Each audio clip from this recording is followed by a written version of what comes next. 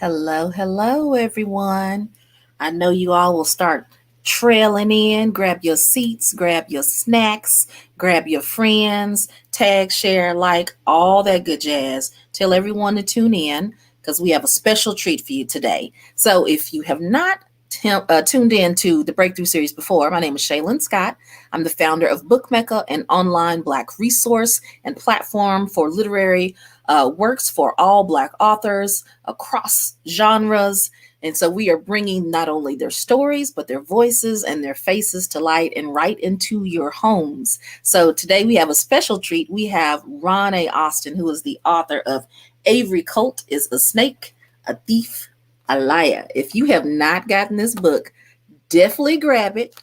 We're going to dig in a little bit. I'm not going to give you all the details. And we're going to talk not just about his life, his experience, his writing, his works as well. So before I bring him here, I'll do a quick introduction. So Ron Austin's short stories has been placed in Boulevard, Story Quarterly, Ninth Letter, Black Warrior Review, and other journals. Avery Colt is a snake, a thief, a liar. His first collection of linked stories received honors, including the 2017 Nielsen Prize, a 2019 Forward Indies Gold Award, a 2020 Devil's Kitchen Reading Award, 2020 Penn Robert Bingham Prize nomination, and a 2020 Hurston Wright Legacy Award nomination. His work has been supported by grants from Regional Arts Commission, including a 2016 Artist Fellowship. Him and his partner Jenny and his son Elijah live in St. Louis, and we are here to introduce Ron A. Austin. So I'll bring him on up. Welcome, welcome. Oh, I think you okay. Now you're unmuted. There we go. Hi, welcome. Thank you for joining us. Thanks for having me. I hope you're doing well. I'm doing great. I'm so excited to talk about the work that you've done. You've fabulous books. Everybody, if you have not gotten it, I'm going to show it to you just so you can see it clearly in case anyone needs to know the name of the book. Avery Colt is a snake, a thief, a liar. Grab the book today. You can catch it on all platforms for sure. So, without further ado, let's dig on in because we only have less than an hour to get into some good stuff. So, tell me a little bit. First thing I want to know is who is Avery Colt? That's just like my alter ego. I mean, I wouldn't even say it's an alter ego, just like a persona essentially. So Oh, I would say that if it was almost kind of like the same, like when I was exploring, when I was putting the book together and I was thinking about the way that I wanted it to work, and specifically choosing to write fiction. I wanted to explore different situations and also different emotions and different experiences, but I didn't want it to exactly be confined to nonfiction.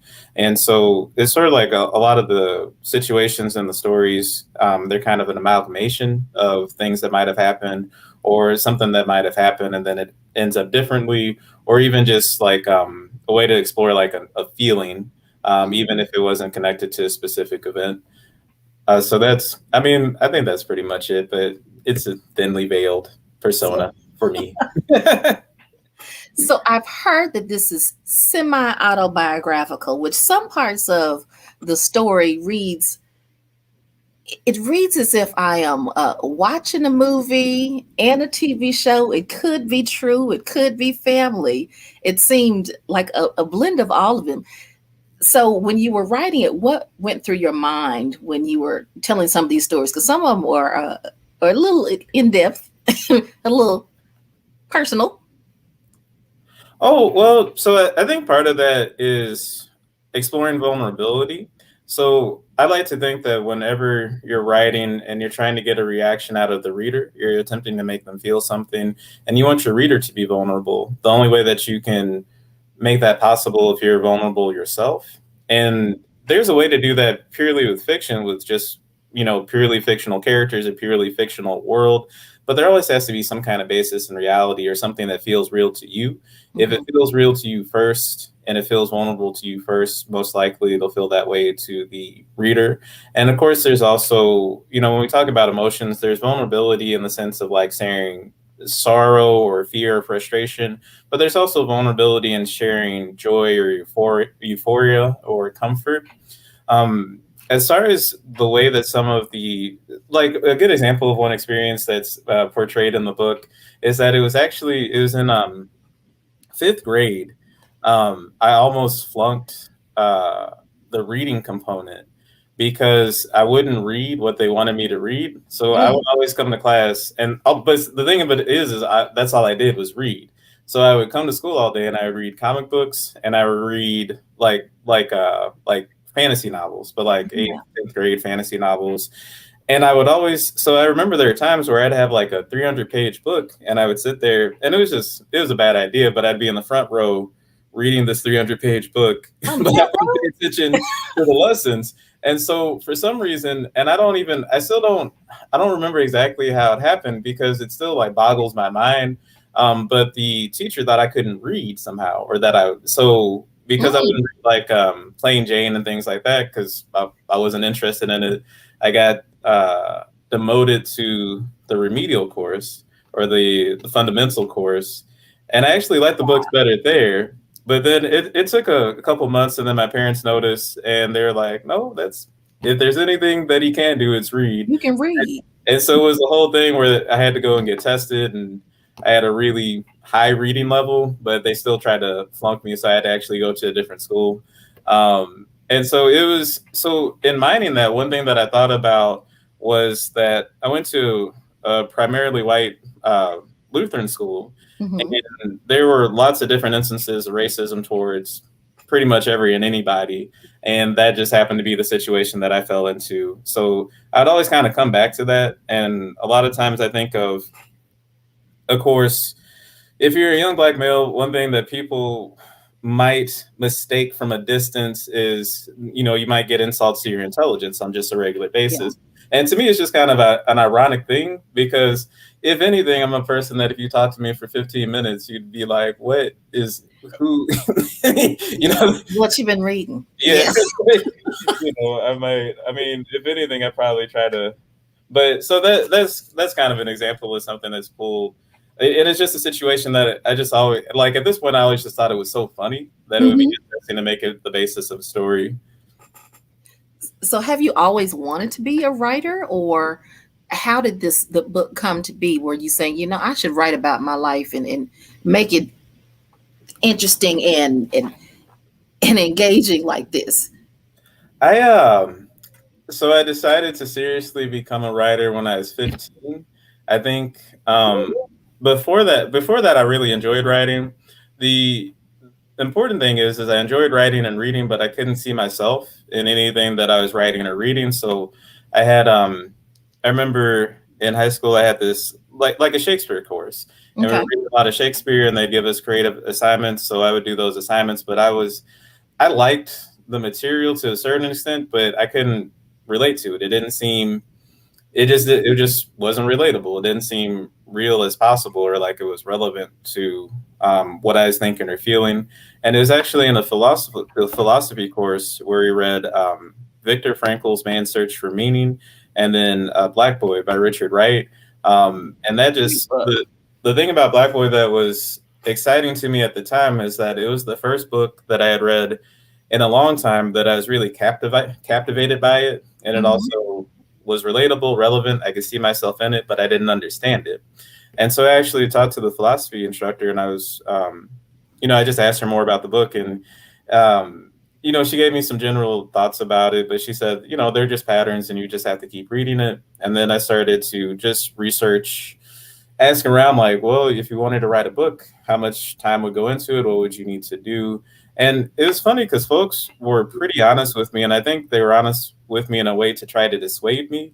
But everything they told me, it only really Made you kind want of to do confirmed. it. Yeah, they're Yeah. like, well, if you wanted to write a book, it might take you 10 years, and you got to practice, and you got to, all this stuff. And I was like, well, if I start practicing now, maybe. That'll be good.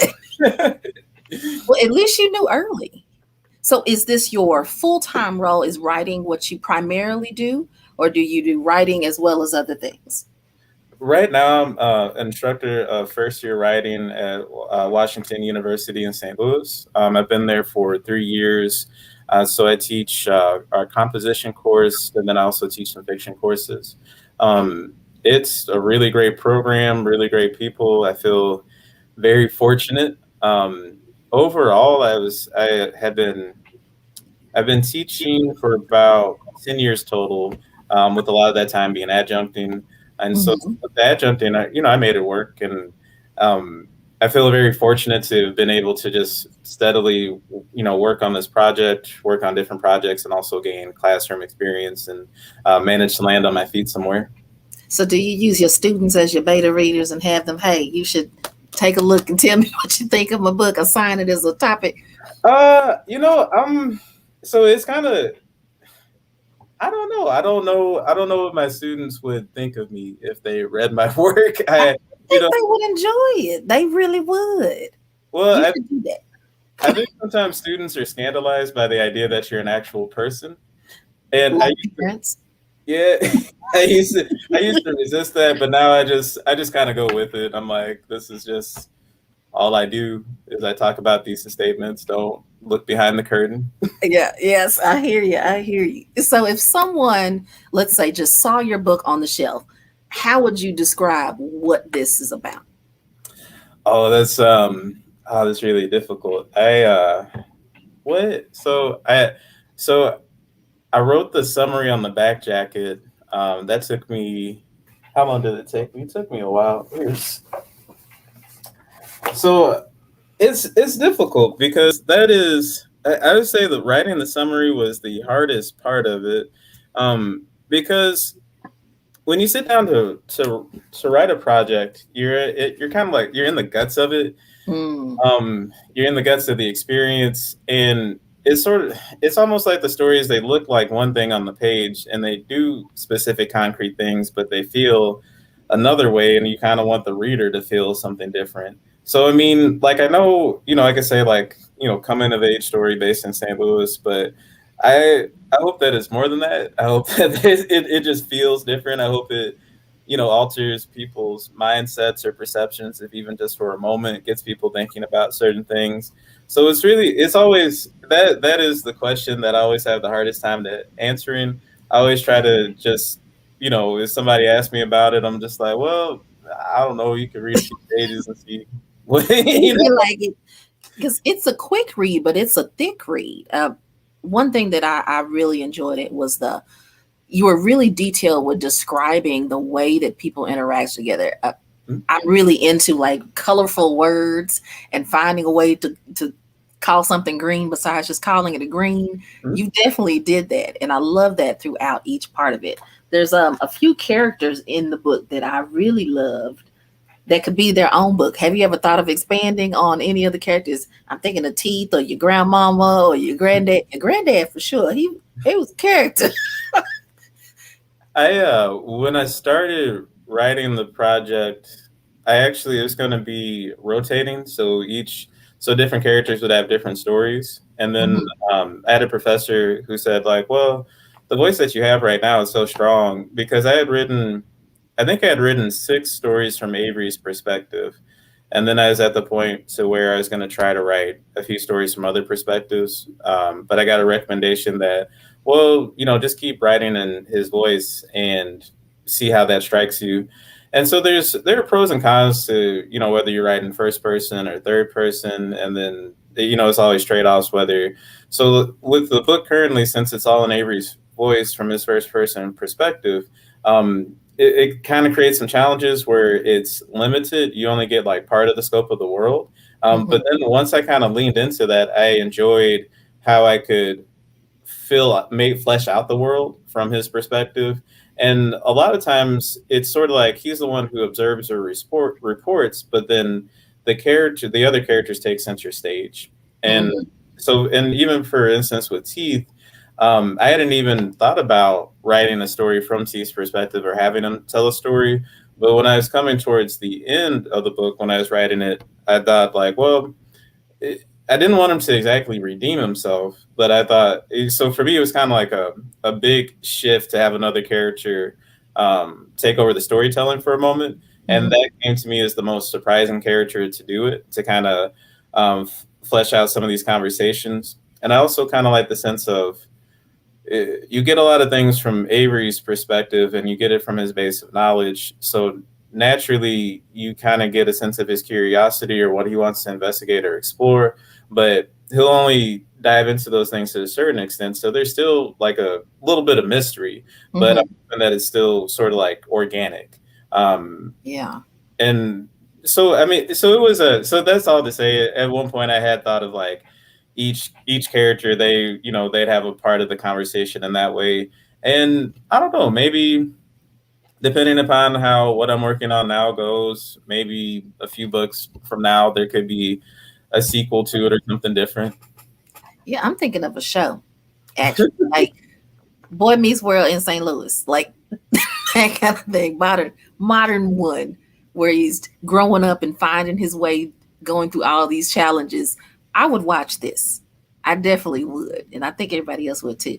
And for some reason, a lot of the people that have been on Book Mecca now have movie deals. So throw that out there into the universe. So you never know. It could be happening for sure. So because some of this is autobiographical, Mhm. and how much of that is exaggerated, or is any of it exaggerated? um oh, that's hard to say.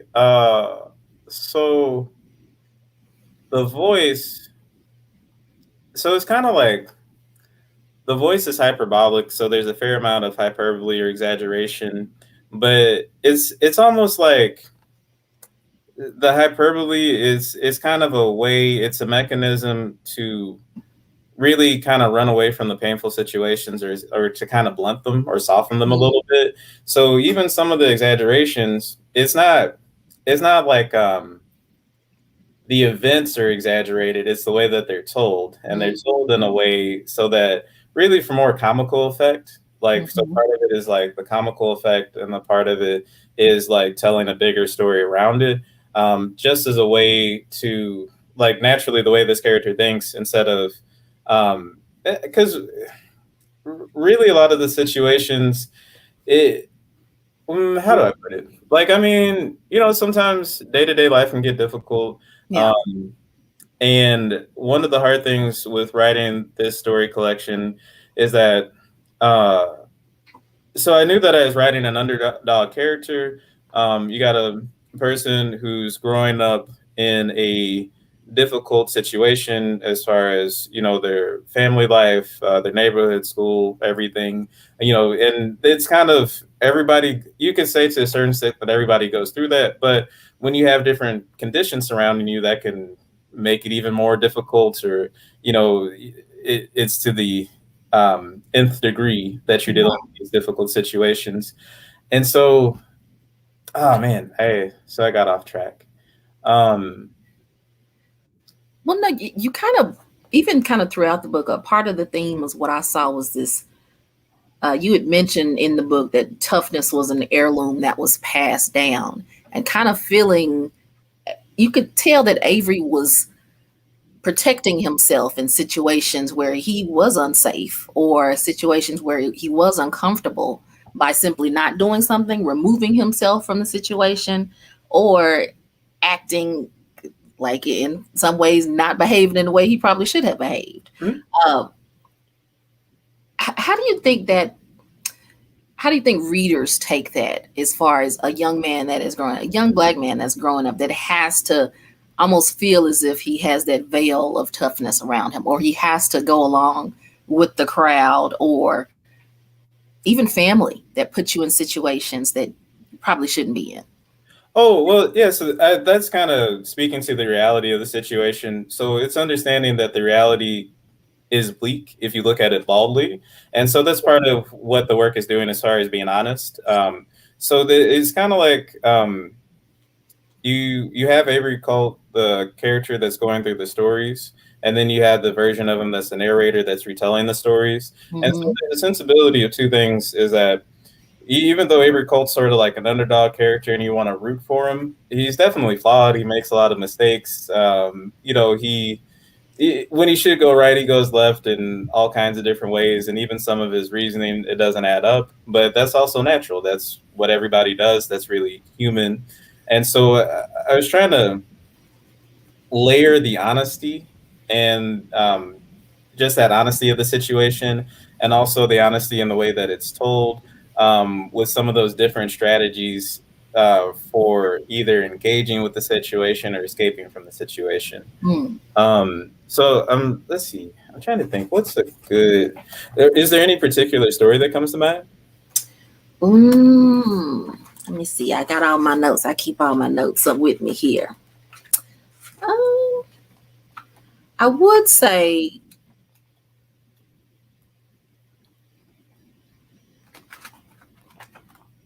actually, no, not one in particular that comes to mind. Well, actually, yes, one where he finds the young man laid out on the ground, and they take his shoes and they take his earrings and all of that. Handsome, Mm, yeah, that scenario where he's placed in a time, in a situation that I know myself I probably would not have wanted to be in. mm, I don't know anybody that want to be in this situation where someone is laid out there and the people you are around are taking advantage of the person that is laid out. mm, It's but what do you do? mm, What do you do from there? But the way that you wrote it, it made it, you kind of could see the back and forth even on the page. mm. And so that's kind of so if we're kind of looking at it from the storytelling standpoint, and then also the bleakness of the situation, is you know that's a part of reality, is that um, if you live in a certain place that has certain conditions, you might stumble across some unsettling sights, and there is that kind of there's that bystander guilt, um, Mm-hmm. where it could be something like if you're so there have been several times where if I was walking home and someone's getting jumped or something like that, and Yeah. to mind your business, that's a survival. That's just the thing you have to do for survival. But on a human level, you would think you'd see like, well, why is this Why happening? you helping? You know, Yeah. can somebody break it up? But the reality is how many times are you going to engage in the fight itself? If you get Right. mixed up in it, would you get hurt? Maybe this person did something that they drew it to them, and so it could have been any situation, but I thought that was the most interesting situation to pursue. And then the story itself is the actual moment is just one small bleak thing, but that kind of sense of guilt of that you should be doing more, that you should be acting differently, that there's something wrong with the world. How do you engage with it and interact with it? And then also, what kind of obligations do you have? That sort of that way that the character is thinking about it and the way you might think about it, it might haunt you. That was the Mm-hmm. main thing that I was pursuing through the storytelling itself. And so that's where you get the hyperbole and sort of so neurotic characters are great for fiction. Mm-hmm. And I also say that as a mildly neurotic person.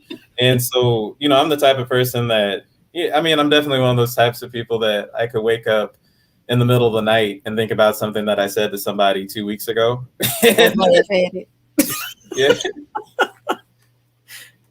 I hear you. I hear you. Well, I tell you, some of the characters. I don't know why I keep going back to your grandmom and your granddad. Those two really resonate with me. I think because they reminded me of someone. I think everybody has someone like that. This one relative that is just extra, just just extra, and you don't know why they are that extra, but you just know that's who they are, and they will come at you. I had a relative. Every grandchild was ugly until they got old. Just they will always look at your little ugly self. Always. They were just mean. And it wasn't until you became something, you got a job or you did something, then you had a name. Before then, you was just ugly. It kind of made me think of that. Did you have any really memorable neighbors or family members like that in your family, and or were they the ones that you wrote about? Well, so I would say my grandmother, she's kind of like the primary storyteller that I think of. and really everyone in my family was a great storyteller. But she'd be in the kitchen, or whenever they did have a general store, a lot of times it was just telling stories. It was just gossiping, and she was she was extremely blunt, to put it mildly. And it's kind of funny. I'm probably a person, if somebody gets close to me, once they get to really know me, um, yeah, I might be too honest. I'm not. I try not to be mean or rude, but I will be honest. And but that's just part of my nature. That's part of my DNA. That's what I come from. It's just um, just being very direct. And I kind of honestly, I mean, I prefer that to an extent, because you always know where you stand with somebody. Hmm. That they'll tell you the truth all the time, even when they shouldn't. Exactly. Possibly, but so that's a lot of that's a memory that I'm trying to honor in this book itself, is um, that kind of like oral tradition, that oral storytelling, and then just using that spirit and energy and just getting it on the page. Yeah, I like that.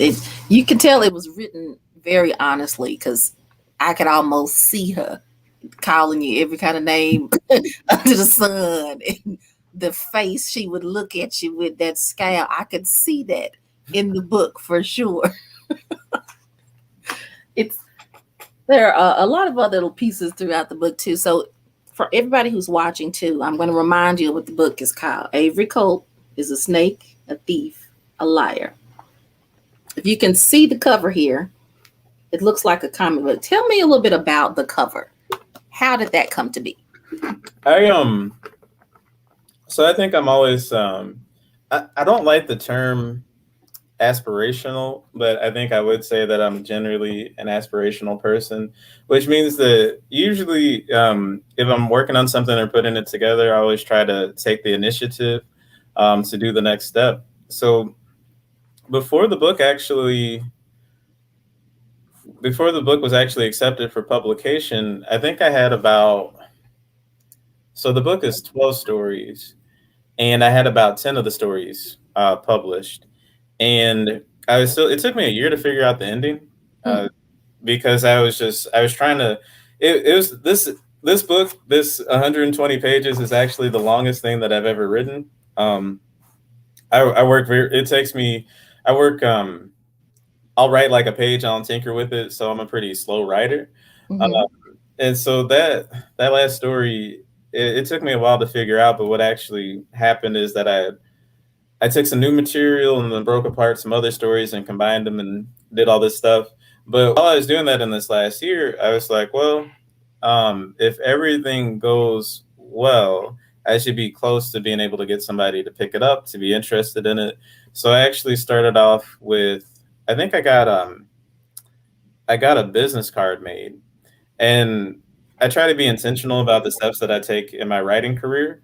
And Hmm. so, like, whenever I started writing, and when I was like, okay, what does it look like once you start trying to professionalize? I noticed people had business cards.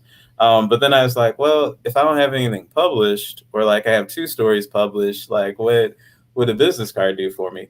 But then I was like, I gave myself a goal. So I said, like, if I have 10 stories published and, this, that, and the other, then I'll make a business card. It would make sense. So I started there. I reached out to artists on Fiverr. So it's a Okay. place, a marketplace where you can get Yeah. different people. Good It's resource. a good resource. So Hmm. I lucked out. I got really lucky because I tried to hire two people before I landed on Ian O'Neill. And so I just wanted a logo for this business card. And we had such a good working process together as far as the revisions and everything like that. And it turned out really beautifully. I liked his style, just seeing it even just on the print. And so then I looked up some more of his work, and I was like, this might be perfect for what I need for this book. So I asked him if he wanted to read some of my stuff, and he read it, he enjoyed it. And so from there, before the book was published, I actually commissioned him to do a cover, to do some artwork for it. And Yeah. so by the time it actually got picked up and everything, so SEMO Press is really great. I can't say enough good things about them. But when we were thinking about the cover design, I was like, well, we already got this. So, let's go ahead and run with it. It's a good looking one too. It, it definitely tricked my kids. They thought they were getting a comic book. but it was not a comic book. So I had to tell him, you can read it. It's good. Read the book, but it's not a comic book. Do you have plans to write a comic book?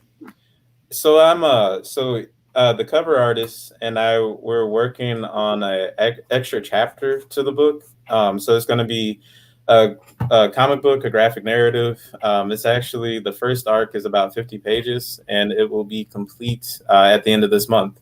So our plan for release Congratulations. is to release it in October. We're going to use Patreon, and then we'll also, I think we're going to use Webtoons. So if you were to check it out on Webtoons, you get about 2 pages a month, and then on Patreon it'd be a full issue each month. So I mean, I don't know what'll happen. I don't know if people Okay. will read it, if they'll enjoy it.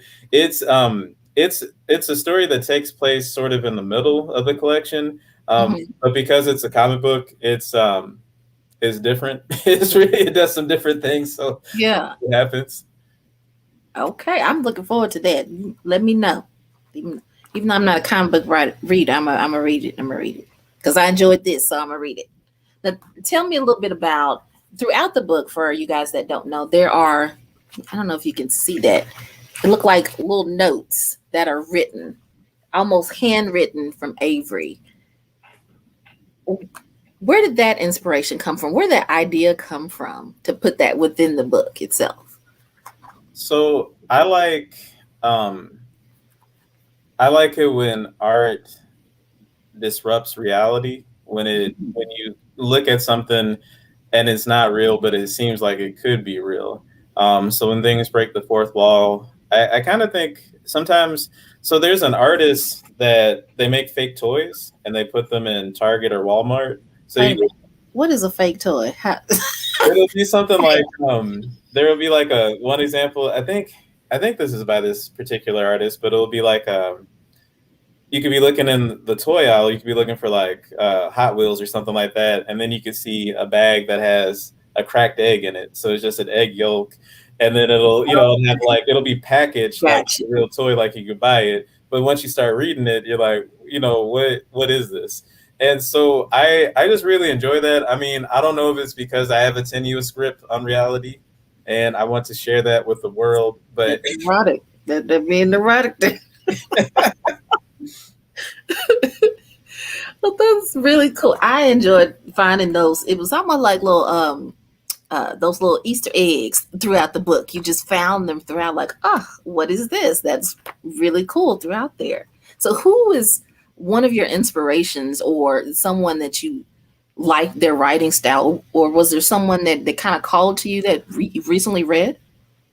so let's see. So my big inspirations currently, um, so Jasmine Ward, she's up there. Hmm. Ben Yeah. Okri, Ben Okri is probably, if I had a favorite writer, I would probably say it's Ben Okri.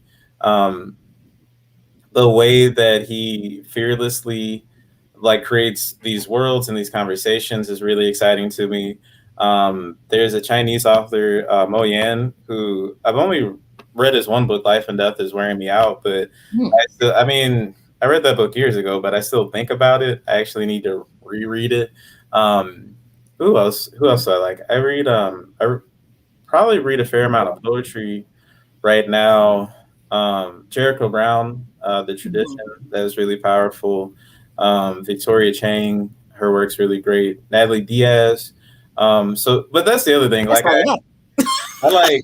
I like, I'm probably like inspired by a little bit of everybody and a little bit of everything. Uh-huh. So it's even when I sit down and think about it, like what makes me want to write. It's just or like where I'll take like or borrow techniques. I always try to keep my eye out for different kinds of media. So even like the one of my favorite albums in recent years was Trap Soul by Bryson Tiller, and so I was Ooh, into that and considering the arrangement whenever I was arranging the short story collection.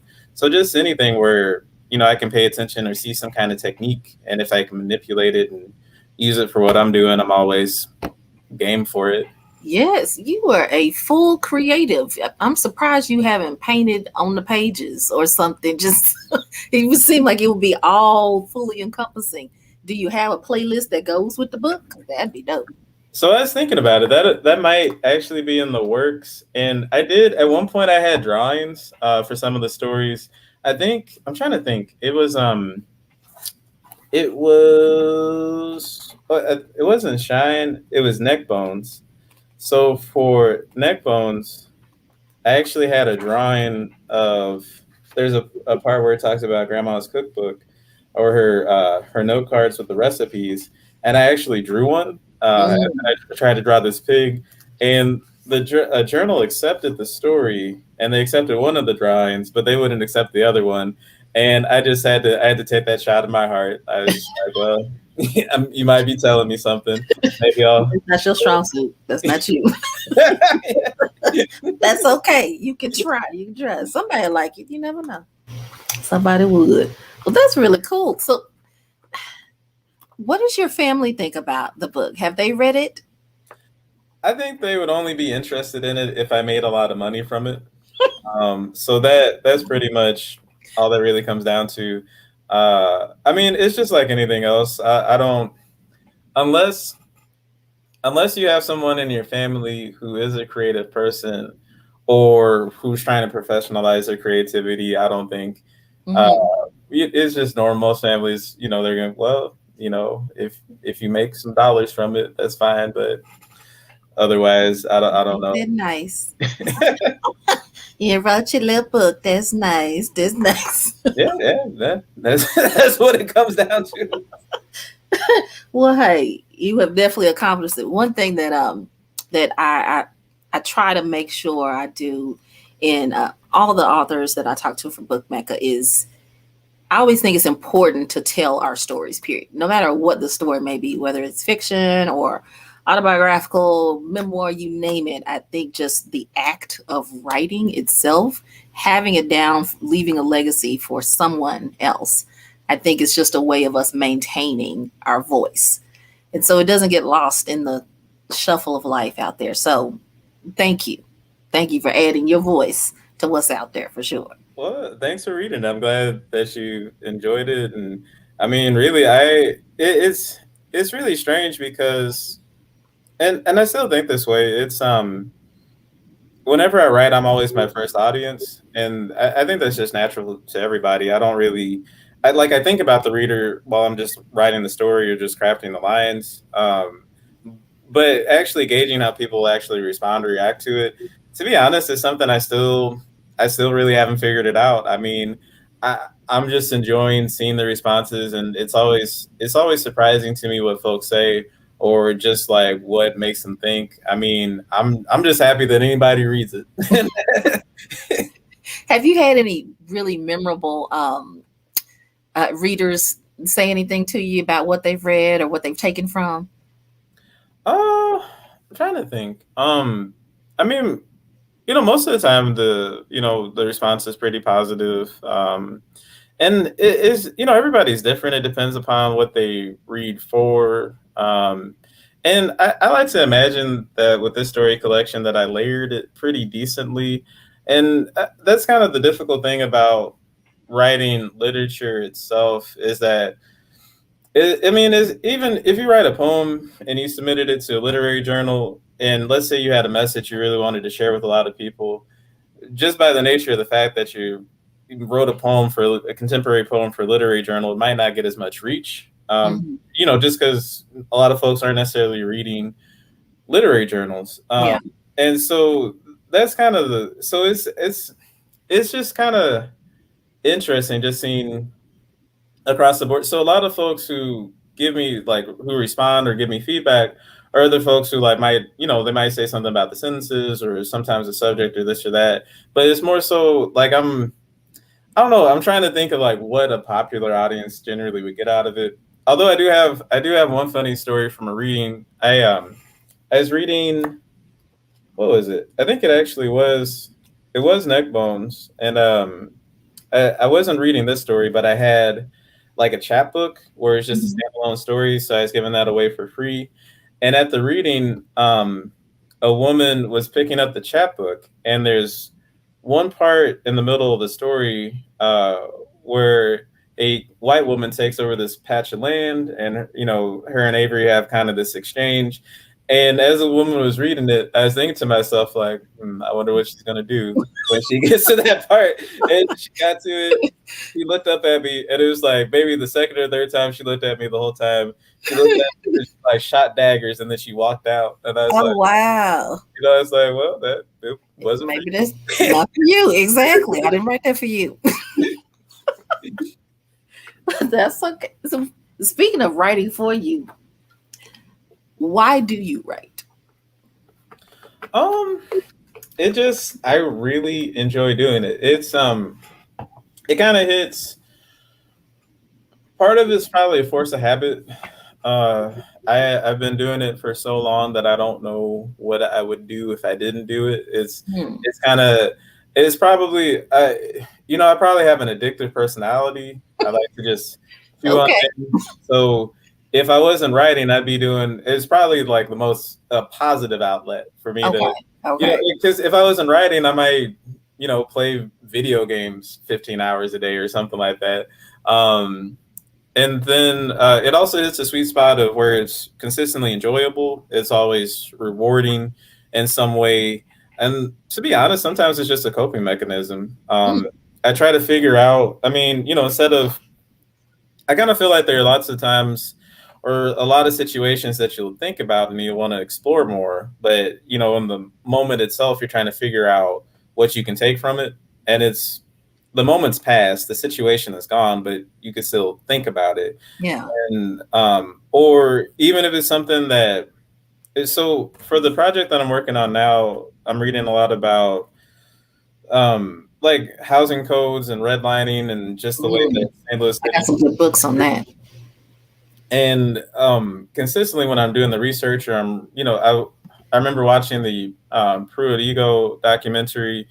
And when you watch things like that or you read things like that, it's just really disturbing, especially when you think about structural ways in which the country you grew up in is trying to murder you. And that's just a consistent thread. And Yeah. so, sometimes I just need to write about it to be able Get to it out. engage with it. Hmm. I hear you there. Yeah, that's a whole nother topic there. That yes, for sure. Well, I know we only have about 15 more minutes, so I do want to make sure that if anybody has any questions, feel free to put them in the thread there.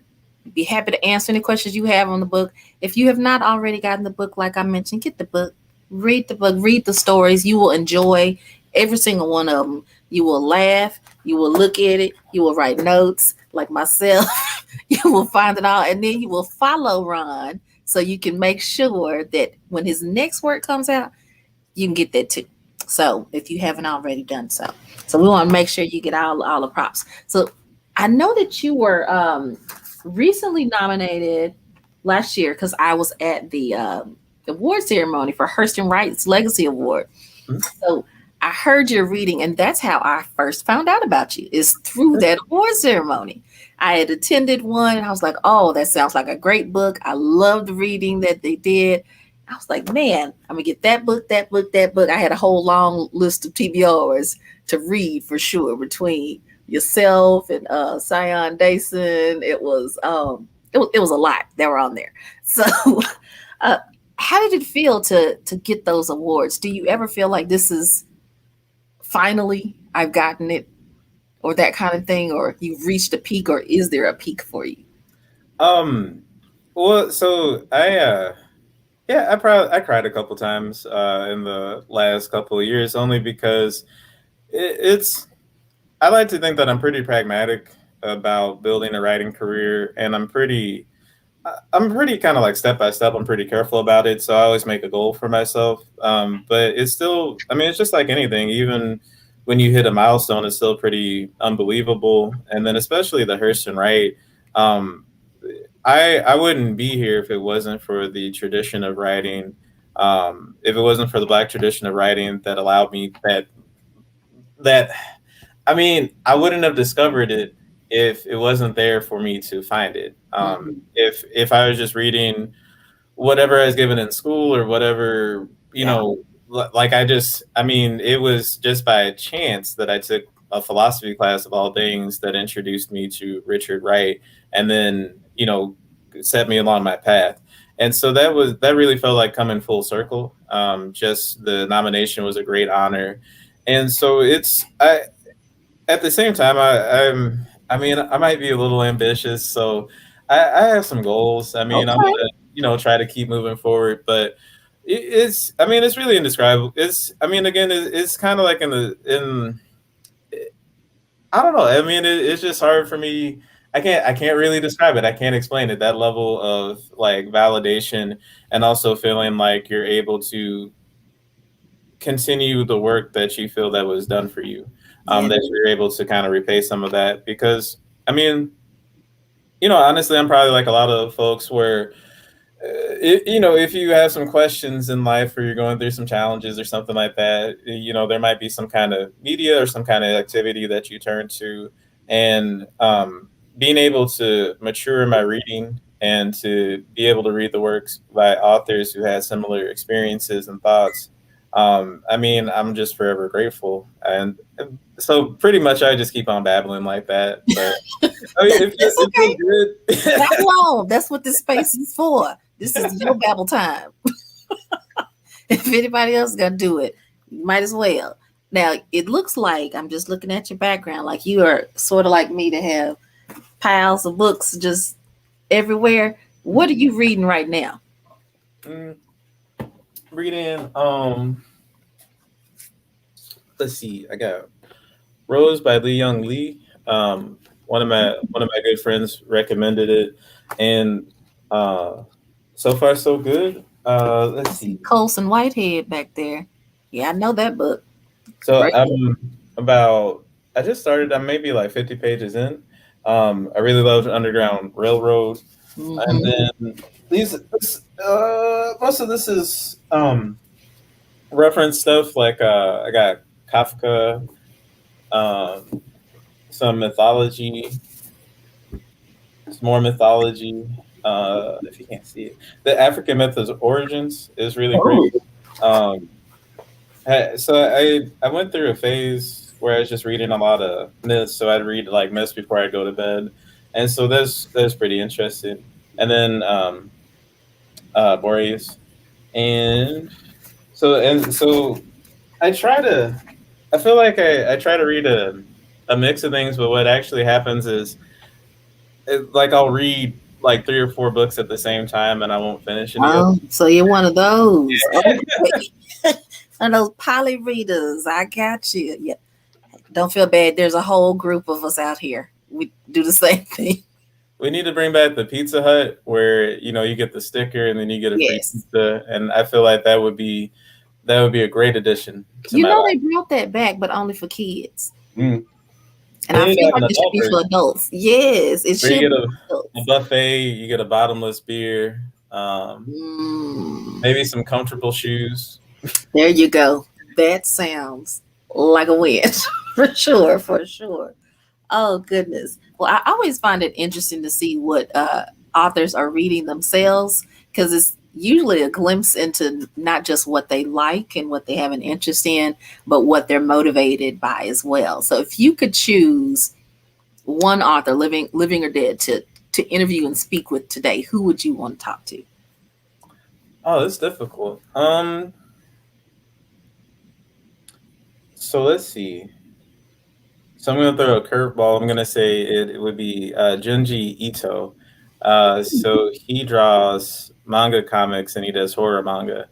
And what did I read? So I read his book Uzumaki. It's about a village that's cursed with spirals, and so it's really the concept's interesting, and it's very surreal because each issue it's a different way.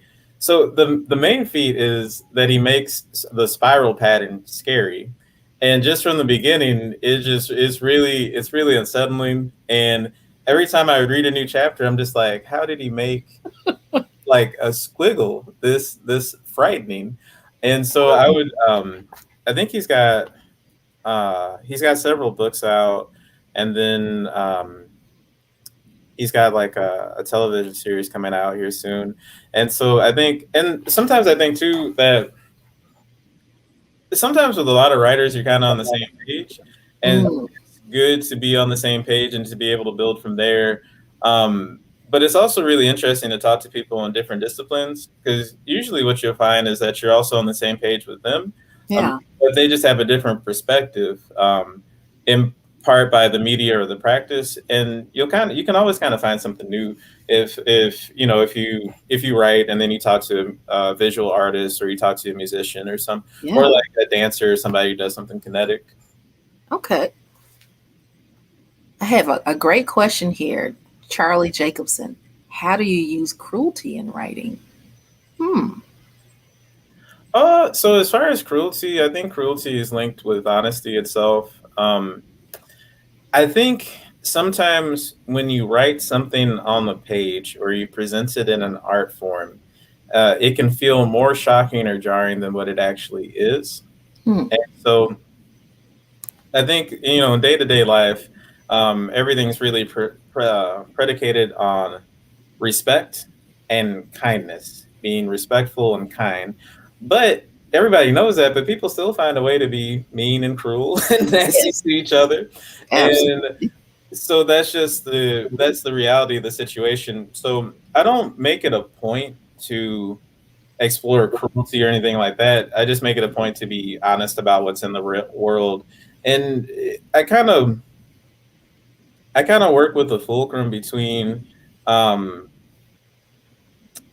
you know, so I might have sort of a bleak view sometimes of, you know, day-to-day things or situations or this or that, but I do try to find the humanity and the hope within it. I try to find those bright spots, and I find Mhm. those bright spots they can be even brighter when they're coming through some kind of struggle or when they feel more earned. Mm. I like that. I like that. So, for those who are wanting to become writers, or even for students who are interested in writing, creative writing, what advice would you give them on getting started, on taking that first leap? Because you were thinking about it long before some may have been out there. They may not have thought about it at 15 or so, but maybe they're wanting to get into writing now. What advice would you give them?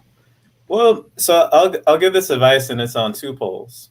Um, So the first thing I'd say, and I think that it's important to consider, and there's a lot of this can be very comforting in that uh, a lot of art is just really based on some kind of technique. It's pretty technical. So when you sit down and you read a page and it's really well crafted, it seems very fluid. It seems very natural, but you're not seeing, you know, the hours of revision that went into that one particular page or where to frame it or set it or so on and so forth. You know, it's kind of like that saying that like folks who have like worked or practiced or this or that, they make it look easy. Hmm. That's just like through the benefit of using that technique. So that's to say that, you know, folks sometimes they say like, well, can you teach creative writing? Can you teach creativity? And yes, I would say that definitely some people are more geared toward creative practice or this or that, but it's a practice. It's just that. So if you sit down to write and you write a story, you got to get people to read it.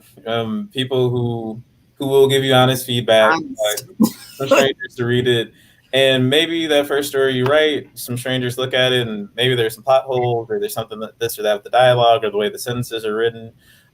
If you made it a point to say that you're going to sit down and write a new page or do an exercise or practice for half an hour each day for the next month, by the end of that month, you would be a better writer. There, you know, just through the sheer force of practicing. So I'd say anybody that's starting, that's the main thing. Is it's just a practice. If you start a practice, you do it for a month, you do it for 6 months, you do it for a year. You'll grow exponentially.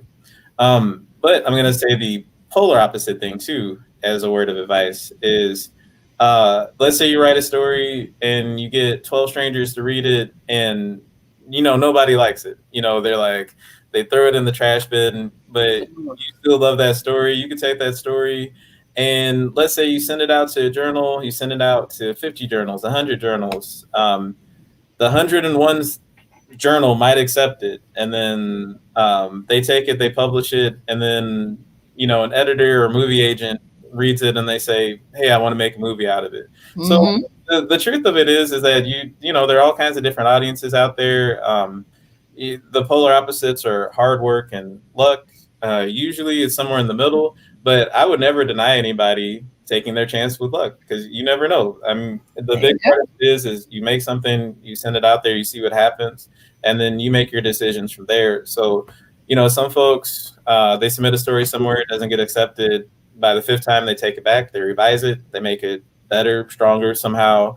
They send it out again. Other folks they might keep submitting it, and but it might take a long time for it to get accepted. But that might be the story that you know ends up being published in the Best American, the anthologized and becomes a classic story for all of history. So Yeah, you never know. You you never never know. know. Just Good advice. Good advice for all you writers out there. So, whether or not you are just now starting out or you've been writing before and you're unsure and getting your information out there and you're just trying to get it published, keep going. Practice makes perfect. Y'all heard that. And do it anyway. Get your work out there. So, for everybody, we have a few minutes left. For everybody that wants to get in contact with Ron Austin and find out about all the great works that he's currently doing, all the stuff he will be doing, because I see great stuff coming in the future. I'm looking forward to it. You can see him and follow him at ronaustin.com. You can also catch the replay from today on Bookmaker Blend's YouTube page. It'll be on our IGTV. Of course, it'll be on Facebook. So it'll be everywhere. So I always make sure that no matter if you missed it today, you can share it, you can watch it later, you can take notes, all that good. So get all those gems that you need. And without further ado, before we leave, I always like to end with a quote. Um, Usually I try to find one that inspires me and speaks to me. So I found one that spoke to me today. We're going to see if it fits or not. So we're going to try it. So this one says, let's see, where is it? I think it spoke to me because I really love her. Audre Lorde, love her work. When I dare to be powerful, to use my strength in the service of my vision, then it becomes less and less important whether I am afraid. And I felt like that is how you wrote this book. I am writing it no matter what, no matter who reads it, no matter who likes it, no matter what may be in it is a little different, whether it's the cartoons on the front or the scribbles in the inside. I'm not afraid, and it is my truth. So that's it. Kind of spoke to me there. So that's my quote for today for you.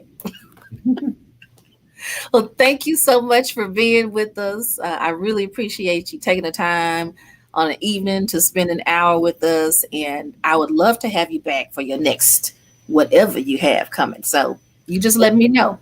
well, thanks for taking the time with me. Hopefully, I wasn't too loopy, but I Yeah. mean, this is really great.